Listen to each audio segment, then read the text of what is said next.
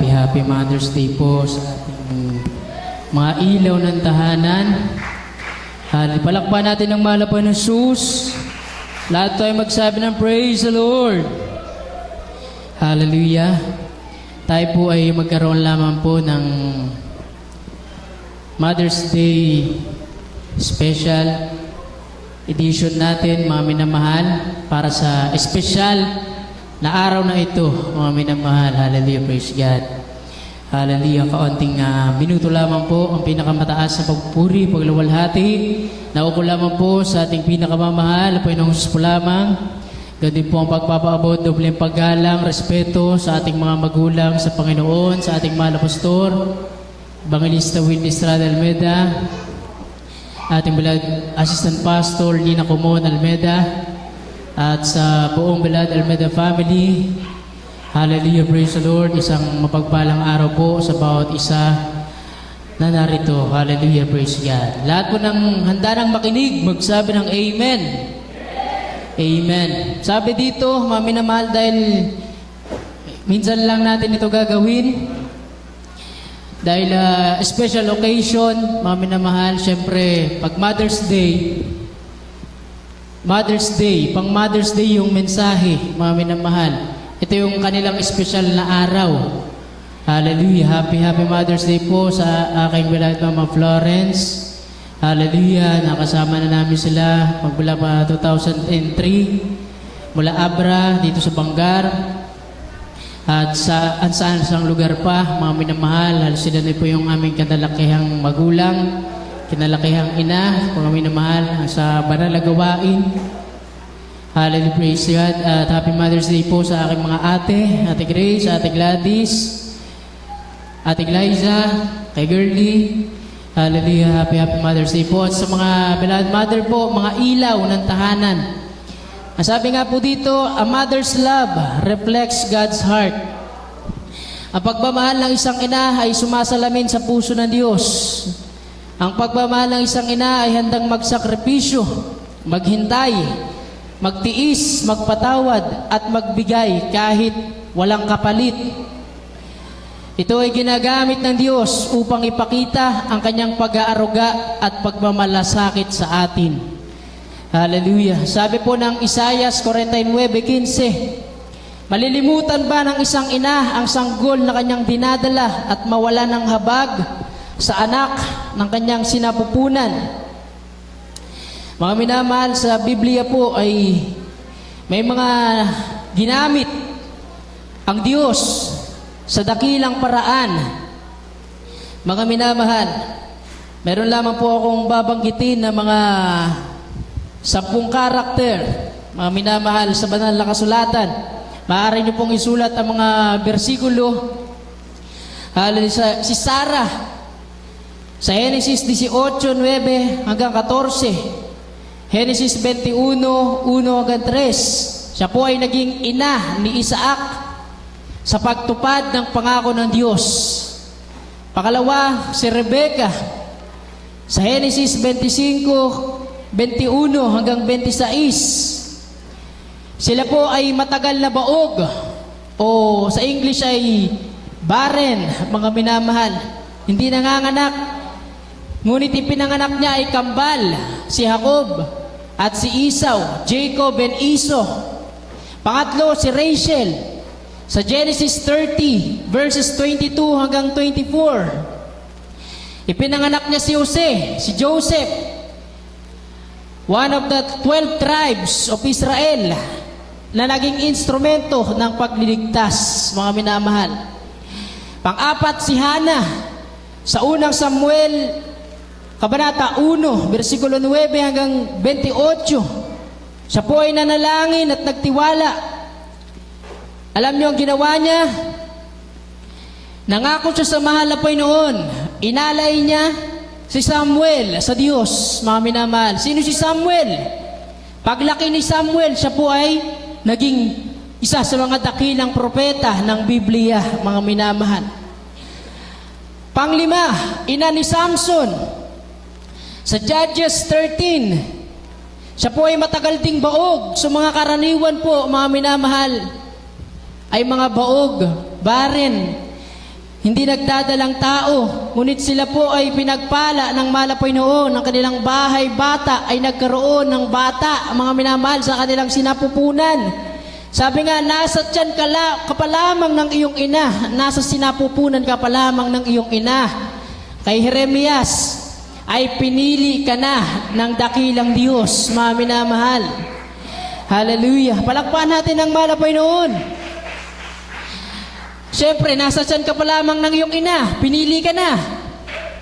Pero ikaw ay sinilang. Pinanganak ka sa mundo, ikaw ay nabuhay sa sanlibutan. Dumanas ka ng kahirapan.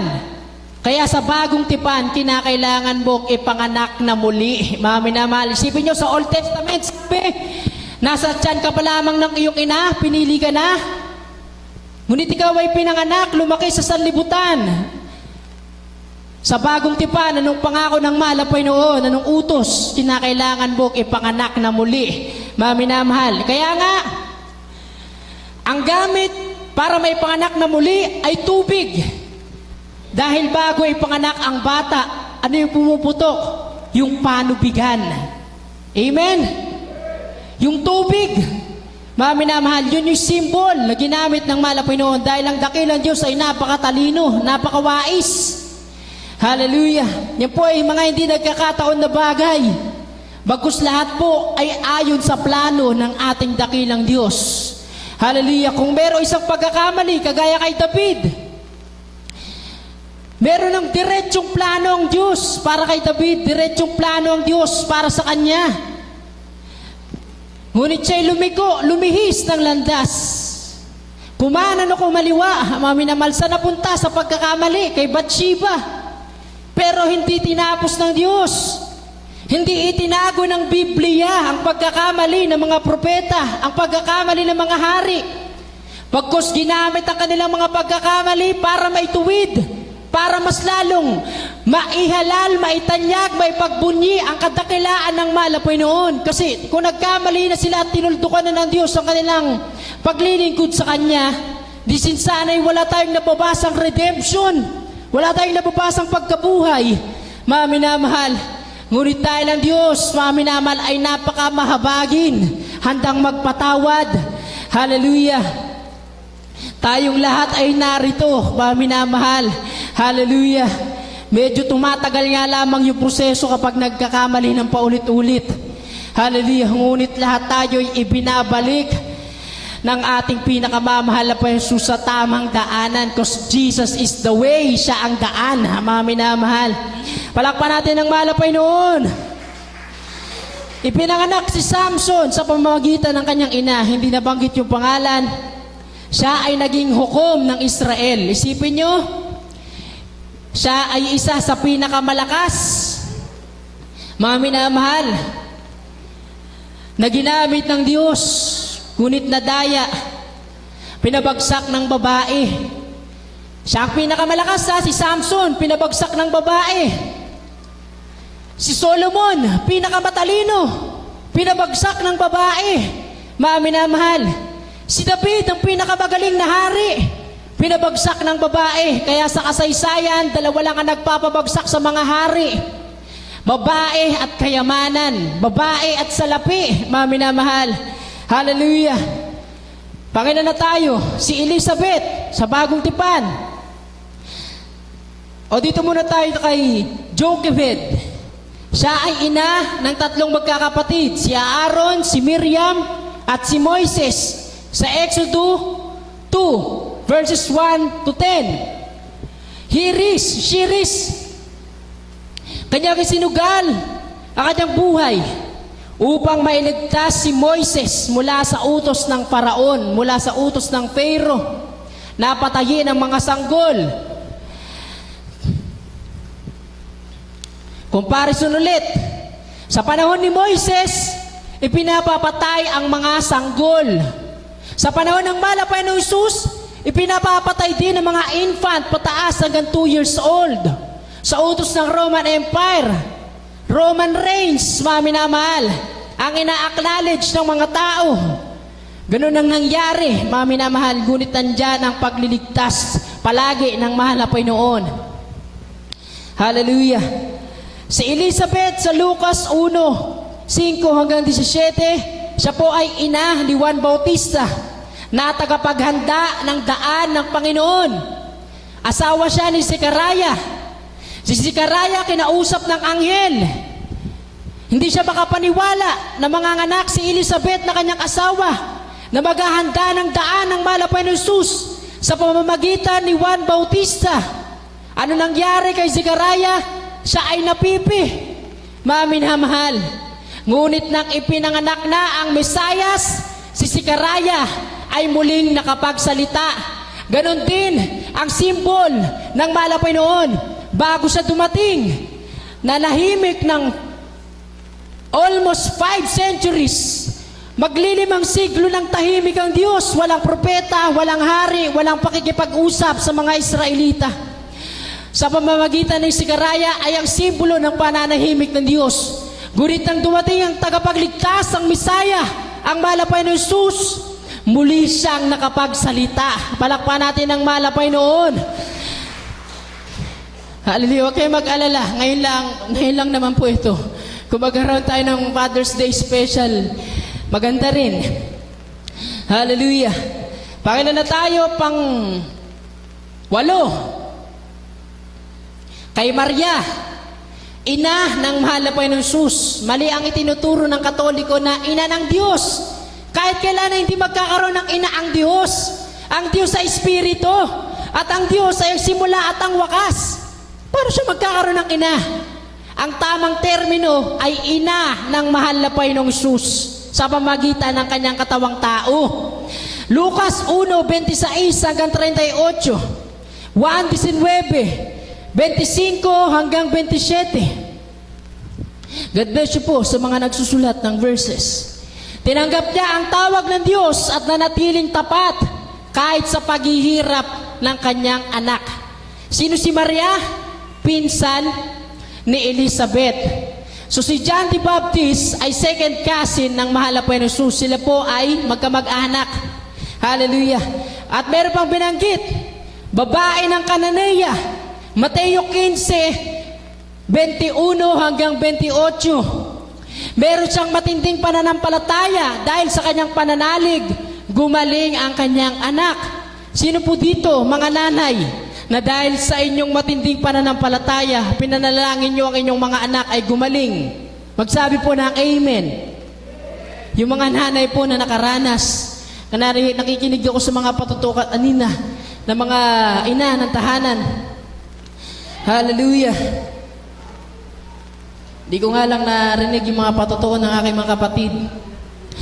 At pang 10, dahil hindi naman natin mababanggit lahat, mga minamahal, pag 10 ay si Eunice sa 2 Timoteo 1:5. Hinubog si Timoteo sa pananampalataya kasama ang kanyang ina na si Luis. Mga minamahal, sino si Timoteo? Siya po yung sinulatan ni Apostol Pablo ng 2 sulat. Hindi po si Timoteo mismo yung sumulat. Siya po ay sinulatan ni Apostol Pablo. Siya po ay isang kabataan. Pero marami nagsasabi na siya ay hindi na talaga kabataan na kagaya sa atin ngayon, mga 20s. Siya po ay nasa 30s to 40s sinasabi. Siya ay kinakausap palagi ni Apostol Pablo. Mga minamahal, kaya kinakailangan talaga natin na magkaroon tayo ng Biblia. At ang Biblia ay hindi lamang po binubuklat sa gawain. Ito po ay binubulay-bulay sa inyong mga tahanan. Hallelujah. Kaya sabi ko nung Friday, nalulungkot ako dahil na-miss nating magturo kahit Bible study o Sunday school. Hindi nagagamit. Ayoko namang sarilinin. Ano yun, nasa isip ko lang lahat. Hallelujah. Pinakamagandang may iwan ko sa mundong ito ay ang may mapasahan ako ng sulo. Maminamal ay may maturuan tayo mga bata na lalaki sa banal na gawain. Dahil nakalulungkot yung mga kabataan ngayon ay walang alam sa salita ng Diyos. Sabi ko nga, sana magkaroon tayo ng mga pagtuturo patungkol sa 666, sa rapture, hell is real. Ang sabi sa akin, alam na yan ng matatanda. Sa mga bata na lang, sayang Kung alam sana ng mga matatanda, ay sila na sana yung tagapagturo sa mga bata. Dahil yung whiteboard sa taas, yung mga papel na pinaskil ko para sa kanila, di rin naman nagamit, nabasa na, natuyo, sinaputan na ng gagamba, mga minamahal. Kaya sana yung mga tumatayo dito, kayo mismo ang mag-aral ng banal na salita ng Diyos, mga minamahal. Anong sabi? Kay Hosea, ang bayan ay napahamak dahil saan? Sa kakulangan ng kaalaman. Hindi sinabi na ang bayan ay napahamak because of lack of faith. They are both equally mahalaga, important, special sa buhay ng Kristiyano. Pero sabi ni Hosea, ang bayan ay napahamak dahil sa kakulangan ng kaalaman. At ang hiniling ni Solomon ay hindi matalinong utak, bagkus matalinong puso ang hiningi niya. Anong pinapili sa kanya ng dakilang Diyos? Solomon, mamili ka. Maraming kaharian, maraming kayamanan, o ang pagiging matalino? Anong pinili ni Solomon? Mahal na Panginoon, gawin mo po akong wais. Sipin mo, ginawa siyang pinakamatalinong hari na nag-exist sa Biblia. Pero kahit ganun pa man ay nagkamali pa rin siya. Mga minamahal, hallelujah. Mga katangian ng mga Diyos na pagmamahal ng isang ina. Meron ditong 6. Una, mapagsakripisyo. Pangalawa, mapanalanginin. Pangatlo, matatag sa gitna ng pagsubok. Pang-4, mapagpatawad at mapag-aruga. Pang-5, nagtuturo ng pananampalataya. Pang-6, handang ipagkatiwala ang anak sa Diyos. Kaya God bless you po sa mga nanay na ipinapagamit ang kanilang mga anak para maging beloved children square member. Palakpakan niyo po ang mahal na Panginoong Jesus. Hallelujah. Una, mapagsakripisyo. 1:15-13. Handang magbigay at magtiis para sa kapakanan ng anak. Pangalawa, mapanalanginin. Unang Samuel 1:27. Ang mga Diyos na ina ay lumalapit sa Diyos para sa kanyang pamilya. Sa Diyos lumalapit, katulad ni Hana. Hindi lumalapit sa kapitbahay para makipagchismisan. Kaya tinatawag tuloy yung mga nanay ngayon sa kanto na mga modern CCTV. Hallelujah. Wag po ganon, mga minamahal. Hallelujah. Mapanalanginin, unang Samuel 1:27. Pangatlo, matatag sa gitna ng pagsubok, Kawikaan 31-25. Ang kanyang lakas ay nanggagaling sa Diyos. Mapagpatawad at mapag-aruga ang pang-4, Kolosas 3:12-13. Lahat ng nagsusulat, bibigyan natin ng kopya. Hallelujah. Ang pusong puno ng pag-ibig ay marunong umunawa at magmahal.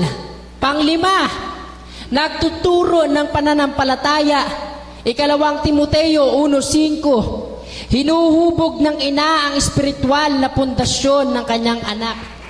Ano sabi sa Exodus? What do you mean by this service? Tinatanong ng mga batang Israelita yung kanilang mga magulang, anong ibig sabihin nyo, nanay, tatay, sa paglilingkod na ito? Anong isasagot natin kung tayo mismo hindi natin alam kung anong ituturo sa ating mga anak? Nagtuturo ng pananampalataya, 2 Timoteo 1:5. At panghuli, pang-6, handang ipagkatiwala ang anak sa Diyos. Marami kaming patotoo. Marami tayong patotoo. Patotoo ng aking beloved Papa. Pag nagkakasakit ang aking mga kuya, anong sinasabi niya? Mahal na Panginoon, kung hindi para sa akin, para sa iyo ang aking anak. Kung kukunin mo na ang kanyang buhay. Ngunit kung bibigyan mo pa siya ng buhay na siya magkakaroon ng pagkakataon maging bata at lumaki, gagamitin ko siya, iaalay ko siya para sa iyong banal na gawain. Hallelujah. Palakihin natin yung ating mga anak sa gawain. Kahit sila'y magulo, kahit sila'y tumatakbo, dalhin natin sa gawain. Alam nyo, napakainit. Mas kakaunti na kasi yung puno, mas marami ng bading. Mga minamahal, palakihin natin sila sa banal na gawain, mga minamahal. Hallelujah, praise God. Nakakalungkot talaga yung mga Children's Choir na tinuturuan natin noon. Wala na sila ngayon, nasa sanlibutan na. Handang ipagkatiwala ang anak sa Diyos. Unang Samuel 1:28. Nauunawaan niyang ang anak ay regalo at pananagutan mula sa Diyos.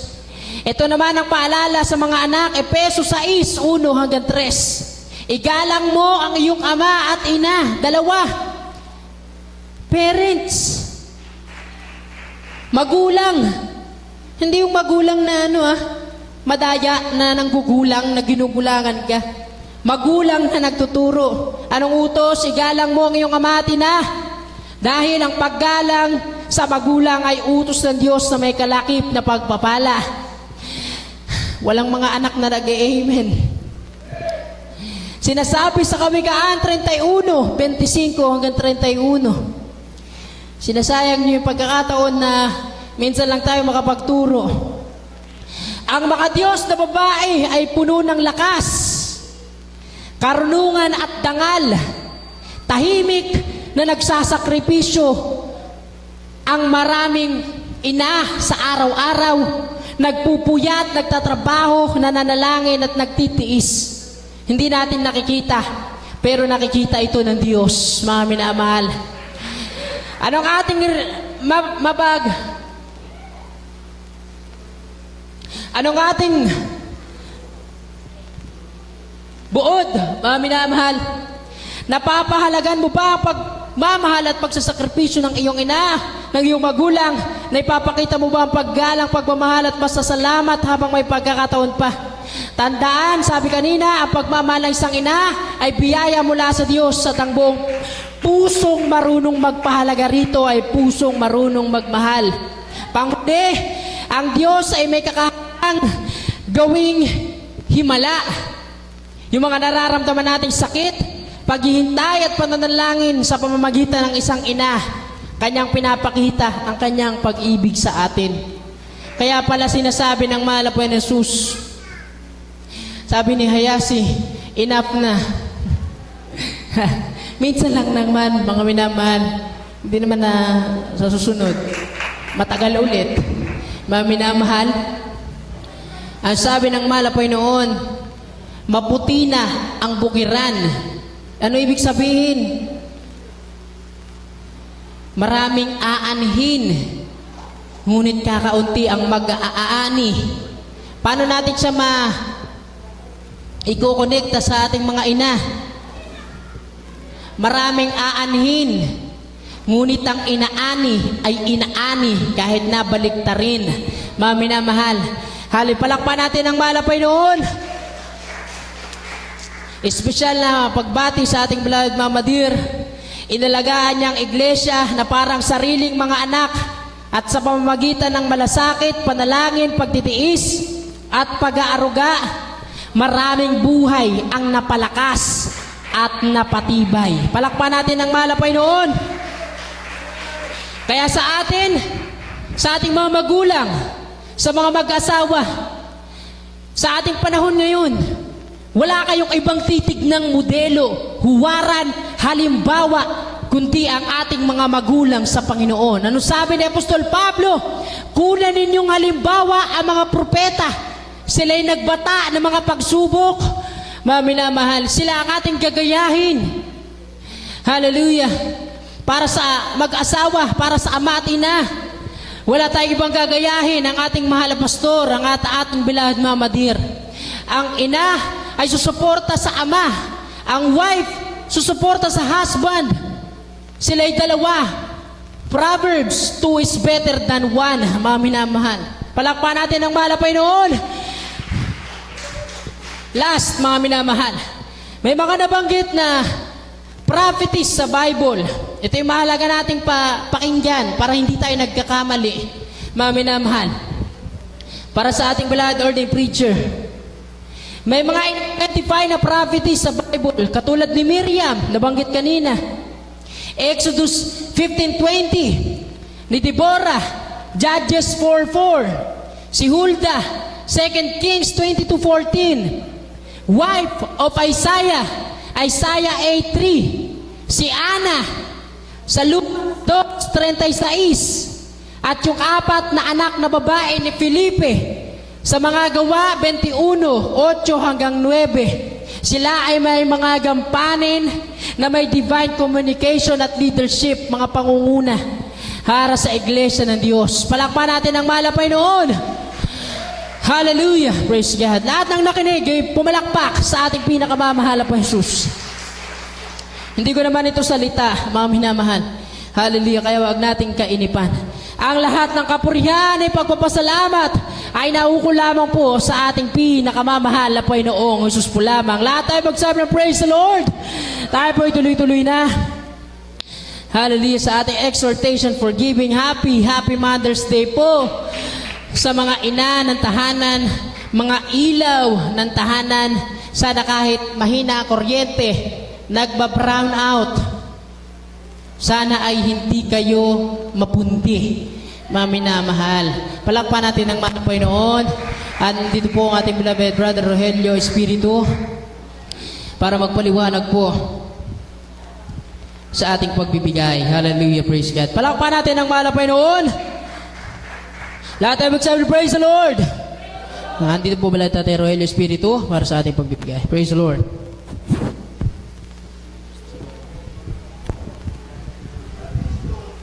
Amen. For ating pinakamalapang Panginoon, God bless natin kung beloved brother John Manalang. Hallelujah.